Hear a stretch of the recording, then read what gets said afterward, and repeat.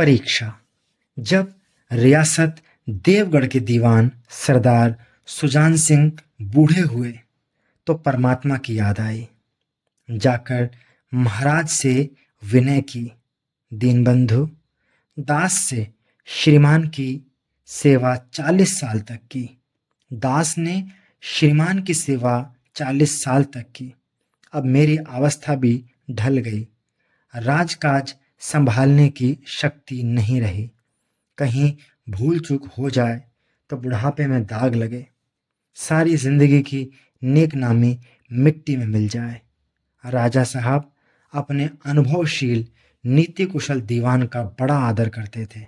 बहुत समझाया, लेकिन जब दीवान साहब ने न माना तो हार कर उनकी प्रार्थना स्वीकार कर ली, पर शर्त यह लगा दी कि रियासत के लिए नया दीवान आप ही को खोजना पड़ेगा।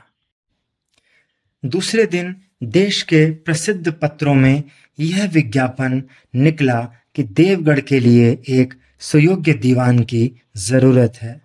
जो सज्जन अपने को इस पद के योग्य समझें, वे वर्तमान सरकार सुजान सिंह की सेवा में उपस्थित हों। यह जरूरी नहीं है कि वे ग्रेजुएट हों, मगर हृष्ट पुष्ट होना आवश्यक है।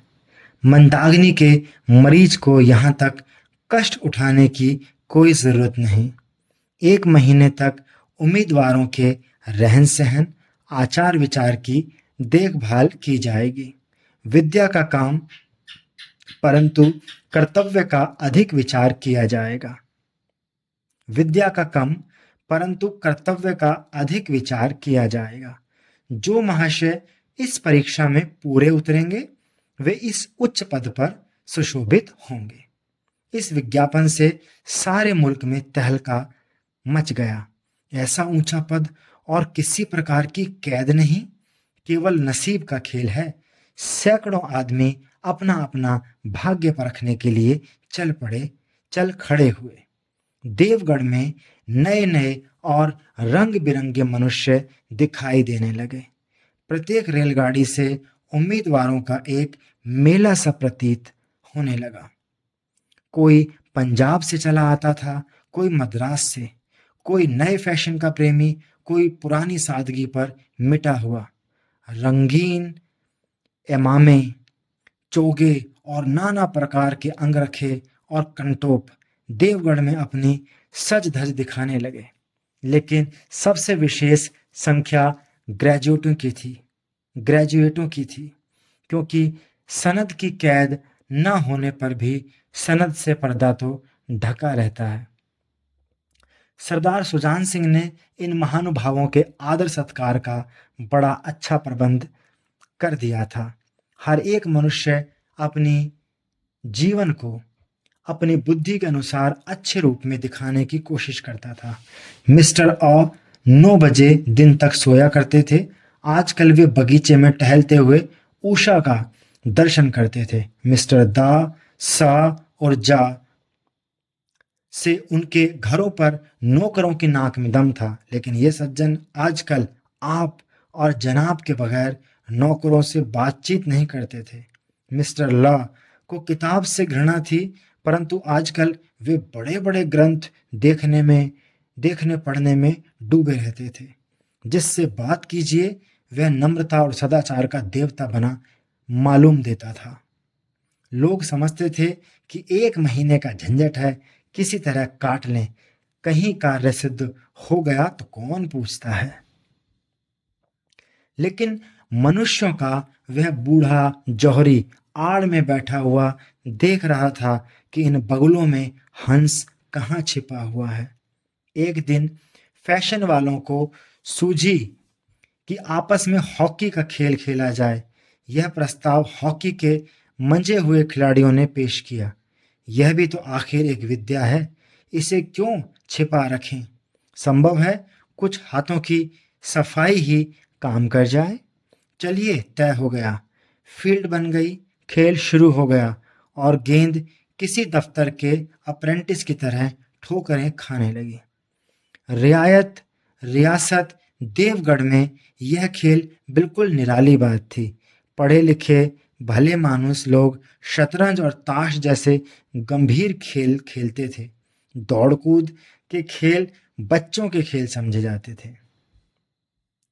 खेल बड़े उत्साह से जारी था।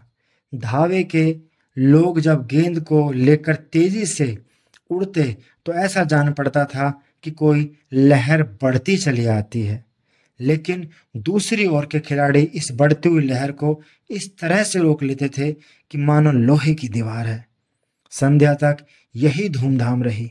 लोग पसीने से तर हो गए। खून की गर्मी आंख और चेहरे से झलक रही थी। हाँफते हाँफते बेदम हो गए, लेकिन हार जीत का निर्णय न हो सका। अंधेरा हो गया था। इस मैदान से जरा दूर हटकर एक नाला था। उस पर कोई पुल न था। पथिकों को नाले में से चलकर आना पड़ता था। खेल अभी बंद ही हुआ था और खिलाड़ी लोग बैठे दम ले रहे थे कि एक किसान अनाज से भरी हुई गाड़ी लिए हुए उस नाले में आ गया। लेकिन कुछ तो नाले में कीचड़ था और कुछ उसकी चढ़ाई इतनी ऊंची थी कि गाड़ी ऊपर न चढ़ सकती थी। वह कभी बैलों को ललकारता, कभी पहियों को हाथ से ढकेलता, लेकिन बोझ अधिक था और बैल कमजोर। गाड़ी ऊपर को न चढ़ती, और चढ़ती भी तो कुछ दूर चढ़कर फिर खिसक कर नीचे पहुंच जाती। किसान बार बार जोर लगाता और बार बार झुंझलाकर बैलों को मारता, लेकिन गाड़ी उभरने का नाम न लेती। बेचारा इधर उधर निराश होकर ताकता, मगर वहां कोई सहायक नजर न आता। गाड़ी को अकेले छोड़कर कहीं जा भी नहीं सकता था। बड़ी आपत्ति में फंसा हुआ था। इसी बीच में खिलाड़ी हाथों में डंडे लिए घूमते घामते उधर से निकले। किसान ने उनकी तरफ सहमी हुई आंखों से देखा, परंतु किसी से मदद मांगने का साहस न हुआ। खिलाड़ियों ने भी उसको देखा, मगर बंद आंखों से, जिनमें सहानुभूति ना थी। उनमें स्वार्थ था, मद था, मगर उदारता और वात्सल्य का नाम भी ना था। लेकिन उसी समूह में एक ऐसा मनुष्य था जिसके हृदय में दया थी और साहस था। आज हॉकी खेलते हुए उसके पैरों में चोट लग गई थी। लंगड़ाता हुआ धीरे धीरे चला आता था। अकस्मात उसकी निगाह गाड़ी पर पड़ी, ठिठक गया। उसे किसान की सूरत देखते ही सब बातें ज्ञात हो गई। डंडा एक किनारे रख दिया, कोट उतार डाला और किसान के पास जाकर बोला, मैं तुम्हारी गाड़ी निकाल दूं? किसान ने देखा, एक गठे हुए बदन का लंबा आदमी सामने खड़ा है। झुककर बोला, हुजूर, मैं आपसे कैसे कहूं? युवक ने कहा, मालूम होता है तुम यहाँ बड़ी देर से फंसे हो। अच्छा, तुम गाड़ी पर जाकर बैलों को साधो, मैं पहियों को ढकेलता हूं, अभी गाड़ी ऊपर चढ़ जाएगी। किसान गाड़ी पर जा बैठा। युवक ने पहिए को जोर लगाकर उकसाया। कीचड़ बहुत ज्यादा था। वह घुटने तक जमीन में गड़ गया, लेकिन हिम्मत न हारी। उसने फिर जोर किया। उधर किसान ने बैलों को ललकारा। बैलों को सहारा मिला, हिम्मत बंध गई। उन्होंने कंधे झुकाकर एक बार जोर किया तो गाड़ी नाले के ऊपर थी। किसान युवक के सामने हाथ जोड़कर खड़ा हो गया। बोला, महाराज, आपने आज मुझे उबार लिया, नहीं तो सारी रात मुझे यहां बैठना पड़ता। युवक ने हंसकर कहा, अब मुझे कुछ इनाम देते हो? किसान ने गंभीर भाव से कहा, नारायण चाहेंगे तो दीवानी आपको ही मिलेगी। युवक ने किसान की तरफ गौर से देखा। उसके मन में एक संदेह हुआ, क्या यह सुजान सिंह तो नहीं है? आवाज मिलती है, चेहरा मोहरा भी वही है। किसान ने भी उसकी ओर तीव्र दृष्टि से देखा। शायद उसके दिल के संदेह को भांप गया। मुस्कुराकर बोला, गहरे पानी में बैठने से ही मोती मिलता है।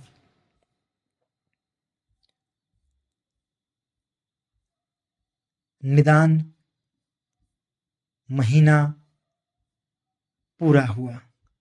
चुनाव का दिन आ पहुंचा। उम्मीदवार लोग प्रातःकाल ही से अपनी किस्मतों का फैसला सुनने के लिए उत्सुक थे। दिन काटना पहाड़ हो गया।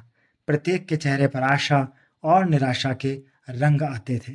नहीं मालूम आज किसके नसीब जागेंगे, न जाने किस पर लक्ष्मी की कृपा दृष्टि होगी। संध्या समय राजा साहब का दरबार सजाया गया। शहर के रईस और धनाढ्य लोग, राज्य के कर्मचारी और दरबारी तथा दीवानी के उम्मीदवारों का समूह सब रंग बिरंगी सज धज बनाए दरबार में आ विराजे। उम्मीदवारों के कलेजे धड़क रहे थे जब सरदार सुजान सिंह ने खड़े होकर कहा, मेरे दीवानी के उम्मीदवार महाशयों, मैंने आप लोगों को जो कष्ट दिया है उसके लिए मुझे क्षमा कीजिए। इस पद के लिए ऐसे पुरुष की आवश्यकता थी जिसके हृदय में दया हो और साथ साथ आत्मबल। हृदय वह जो उदार हो, आत्मबल वह जो आपत्ति का वीरता के साथ सामना करे। और इस रियासत के सौभाग्य से हमें ऐसा पुरुष मिल गया। ऐसे गुण वाले संसार में कम हैं, और जो हैं वे कीर्ति और मान के शिखर पर बैठे हुए हैं। उन तक हमारी पहुंच नहीं। मैं रियासत के पंडित जानकीनाथ सा को दीवानी पाने पर बधाई देता हूं।